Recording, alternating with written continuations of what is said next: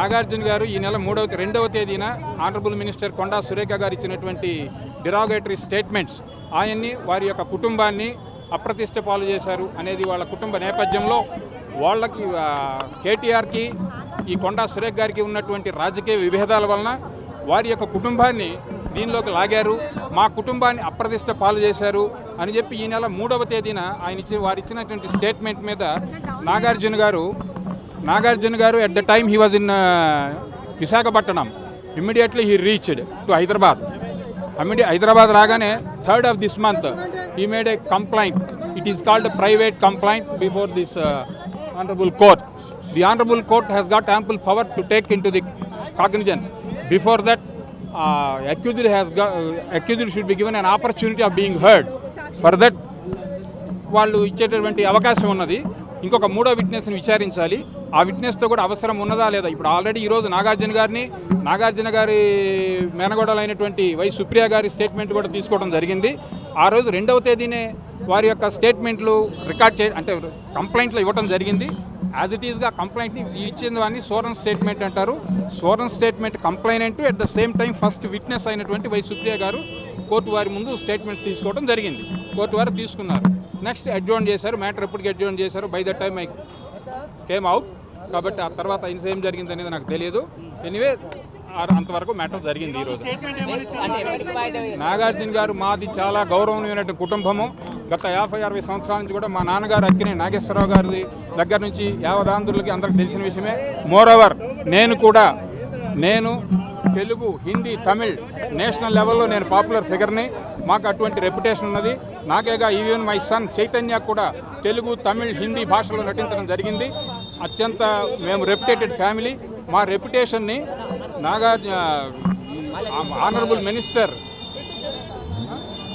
కొండా సురేఖ వాళ్ళ మధ్య ఉన్నటువంటి రాజకీయ విభేదాలను, కేటీఆర్కి వారికి మధ్య ఉన్నటువంటి రాజకీయ విభేదాలని దాన్ని ఆయుధంగా చేసుకొని మా కుటుంబం మీద అప్రతిష్ట పాలు చేశారు.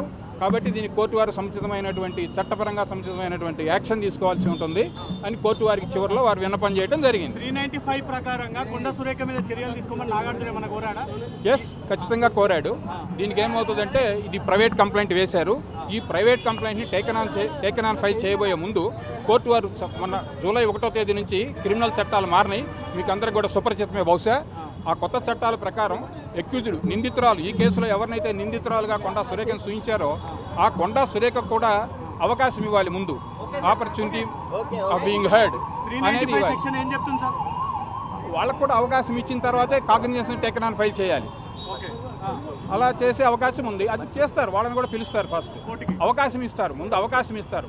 Before that court is not going to give a CC number. That's what the law says. అది కాదు ఈరోజు జరిగింది. Only criminal defamation. It is called civil defamation.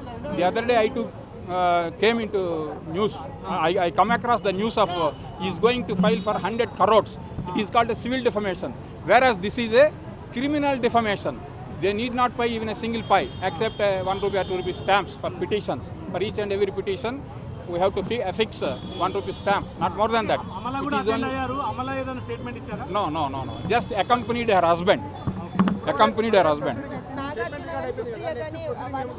Supriya had given a statement. She was the witness. Statement ఈ రోజుతో అయిపోయింది. Further proceedings ఎలా ఉంటాయి? Proceedings అదే కదా చెప్తా ఉంది మీకు. ఇంకొక విట్నెస్ ఉన్నారు. ఆ విట్నెస్ని వీళ్ళు కావాలంటే ఆ విట్నెస్ని కూడా కోర్టు వారు ఎగ్జామిన్ చేస్తారు. అదర్వైజ్ ఆ విట్నెస్తో చాలు మా ఇద్దరికి సరిపోతాయని వీరు భావిస్తే అది వీరి ఇష్టం. ఆప్షన్ వీరికే ఉంటుంది. కంప్లైనెంట్కే ఉంటుంది. Samantha no way concern in this matter. Only Nagarjuna and his 2 witnesses. Already first witness also disposed. ఆవిడ సాక్ష్యాన్ని కోర్టు వారి ముందు చెప్పడం జరిగింది. ఇంకొక సెకండ్ విట్నెస్ ఉన్నారు. వారిని కోర్టు వారు ఈరోజు ఇంకా విచారించలేదు. ఆ విచారించవలసిన అవసరం ఉందా లేదా అనేది కూడా కోర్టు వారి నిర్ణయం తీసుకోవచ్చు. వీరే మాకు అవసరం లేదు, మా రెండింటితోనే మీరు కోర్టు వారి నిర్ణయం తీసుకోండి అంటే కోర్టు వారికి నిర్ణయం తీసుకునేటువంటి అధికారం ఉంది. కాకపోతే మారిన క్రిమినల్ చట్టాల ప్రకారం వారికి ముందు ఒకసారి అవకాశాలు ఇవ్వాలి. ఎవరికి? కొండా సురేఖకు కూడా ఒక ఇది పంపిస్తారు. మీ అభ్యంతరం ఏమిటి? మీ మీద సో పర్సన్ కేసు ఫైల్ చేశారు, వారి యొక్క రెప్యుటేషన్ మీరు భంగపరిచారని చెప్పి దానికి మీ అభ్యంతరం ఏమిటో తెలుసుకోండి కోర్టు ముందు అని చెప్పి ముందిస్తారు. ఆ ఇచ్చిన తదుపరి మాత్రమే దాన్ని సీసీ నంబర్ చేస్తారు. మరిన్ని వీడియోస్ కోసం ఛానల్ ని సబ్స్క్రైబ్ చేయండి. లేటెస్ట్ అప్డేట్స్ కోసం వాట్సాప్ ఛానల్ ని ఫాలో చేయండి. అండ్ లింక్ డిస్క్రిప్షన్ లో ఉంది.